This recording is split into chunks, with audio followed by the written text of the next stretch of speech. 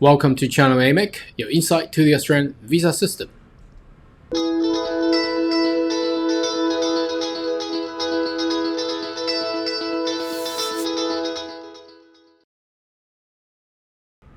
Good day everyone, my name is Carl Young, your online YouTube visa consultant. Are you interested about migration to Australia? Why don't you consider to subscribe to our channel, so once we have all the updates and news, you'll be the first one of getting all the insights.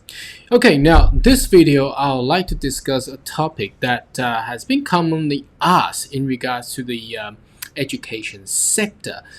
Is it very hard, very complex to actually migrate via a pathway to becoming a teacher in Australia?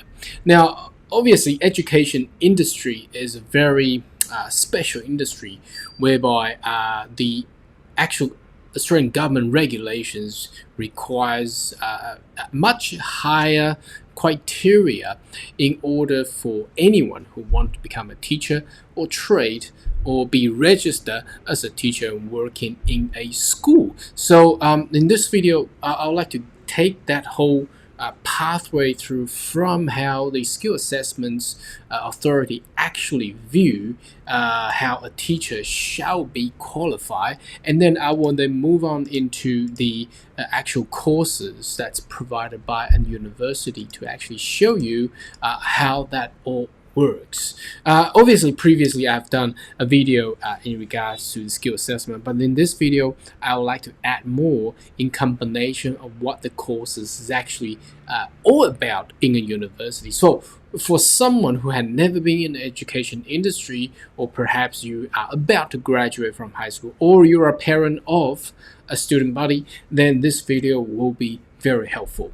Okay, now first thing, I would like to direct you to the AITSL website, which is the skill assessing authority for all the teachers. So as you can see, it basically it doesn't say much here, but it basically, oh, here we go. Okay, now in the middle section, you can see here it actually categorizes all the teachers into different specialized sectors. So early childhood, primary, middle, secondary, special needs, teacher of hearing impairments, teacher of sight impaired, and special education teachers. So they are all the different criteria, or different sectors of different teachers.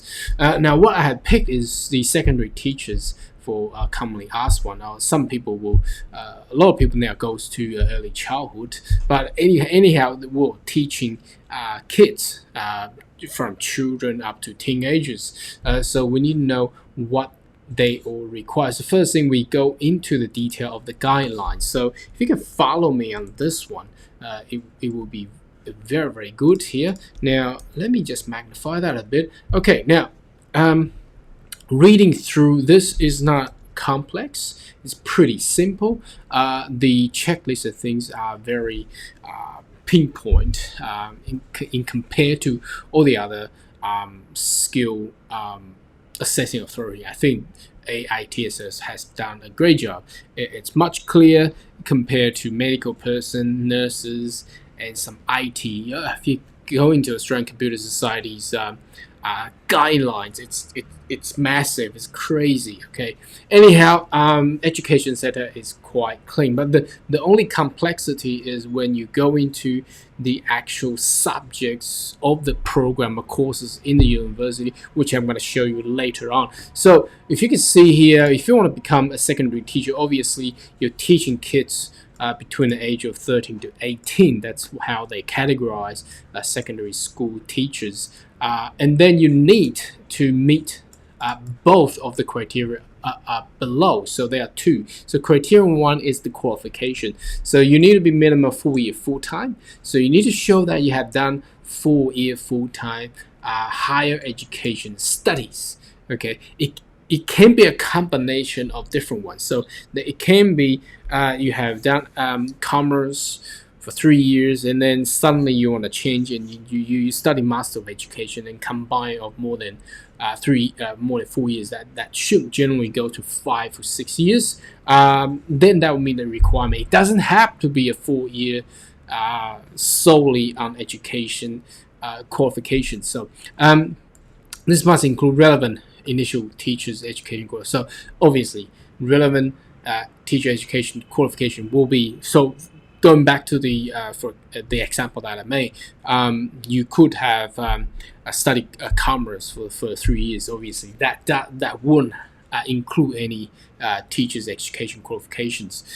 Then, when you study Master of Educations, you'll probably have a lot of that embedded in that master course. Then that will meet the requirement. Okay, so initial teacher's education requirement is that the has to comparable to such and such a certain qualification framework level 7 or higher. So whatever that really meant is that at least 1 year full time higher education or secondary teacher initial education, and you need to complete at least 45 days supervised teaching practice and teaching obviously kids of the age between 13 and 18, so 45 days. That is the minimum requirement. And other higher education quality requirement will be contributing to 4 year study must comparable to the AQF level 6, whatever that is. Generally, university will tailor that for you anyhow, because no one will actually go and study an education program or courses and knowing that they cannot even become a teacher. I mean, it doesn't make any sense. So university in Australia should always tailor that anyhow. Now, the second criteria is the English requirement. So a lot of people come and ask, do I still need to do IELTS? Now, let's take on option 2 first. Option 2 is pretty straightforward. You need to take IELTS test, and you need to score at least 7 for reading and writing, and then you need to score 8 for speaking and listening, and the result has to be within 24 months prior you submitting all the documentations. Now that's first one. That's first option. And the other option is complete at least 4 years full-time study by ways of higher education and taught full-time in English or in those countries: Australia, Canada, Ireland, New Zealand, UK, England, United States. Okay. And the qualification has to be equivalent to AQF level 7. So as long as you meet all that, that's it. And that's all the checklist won't be. This is not too hard. Now, what they have done is they include this COVID-19.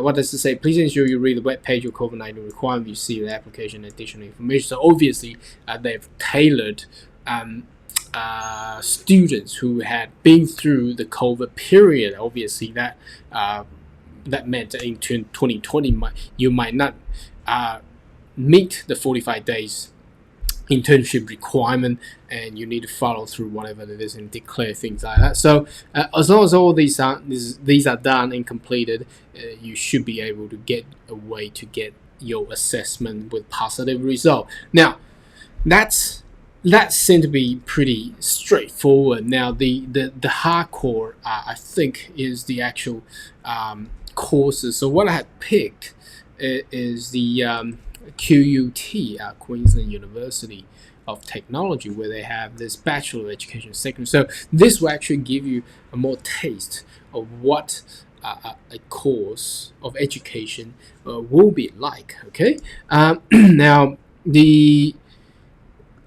what they require at the beginning here, I've chosen Hong Kong as a example, but what the prerequisite, if we coming down here, will be, where is it? Okay, here we go. You need to have at least IELTS 6.5 average, and every single band has to be above 6. Now if we come up here and we go, if we say India, see what happens here. Okay.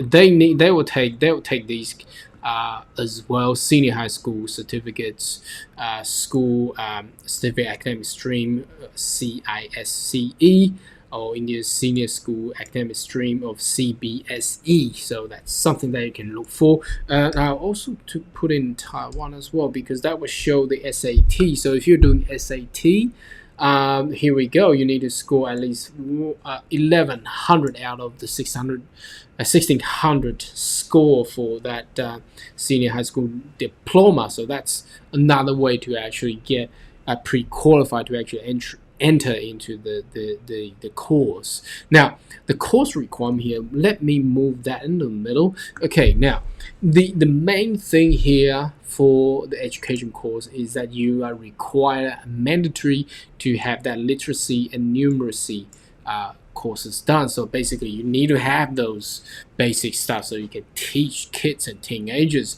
You see here, it reads, you need to successfully complete national literacy and numeracy tests. Initial teachers education student. Remember, that's the initial teachers thing that we have read about in the skill assessment. To graduate from the course, you're permitted 3 test attempts. So you can only do 3 times. If you fail, obviously you cannot become a teacher. And see, that's when you fail on things, and they are inherent requirements. So what are the inherent requirements? These are the essential skill and ability you need to perform to meet core learning outcome of your course and unit. So that's things that you're required to equip yourself in order to actually teach all the students in school sectors. So I've actually click on that and jump into the next page where it will show that all the contents of the inherent requirements. So again, inherent requirements are essential component of the course. If you have a permanent or temporary disability or chronic health, you'll be able to have reasonable adjustments. You're committed to making reasonable adjustments, and so on and so forth. So let's go in here. So connections here, you require skill ability. You need in the professional experience. Pre-service teacher are expected locate, integrate, interpret, synthesize, communicate complex, and a lot of other things and justifications.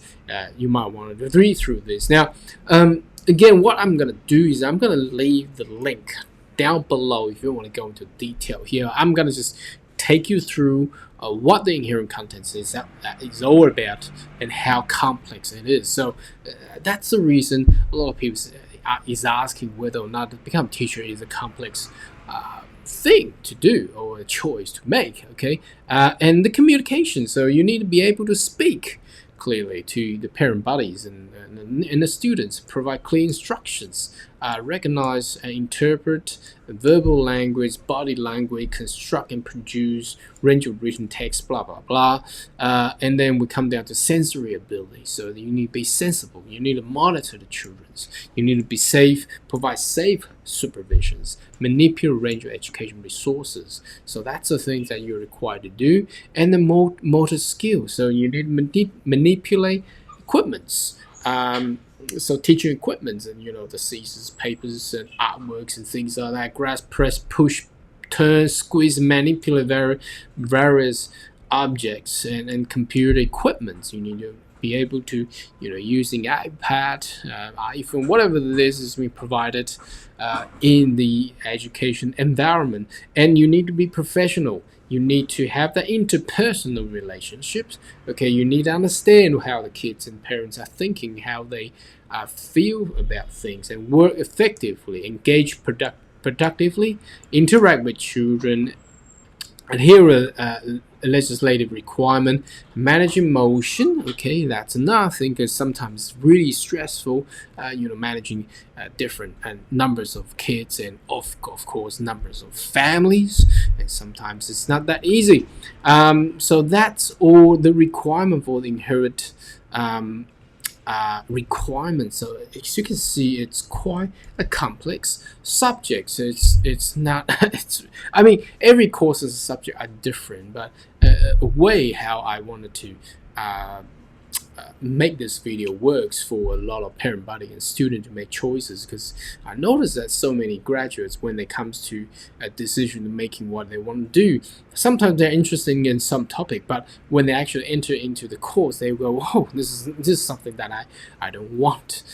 And obviously, these information are publicly out there on the website. However, a lot of people do not know where to navigate.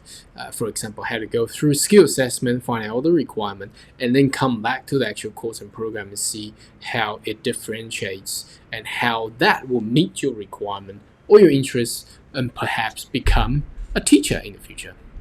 Anyhow, should you have more questions, more than welcome to leave comment right down below, and I see you next video. Goodbye.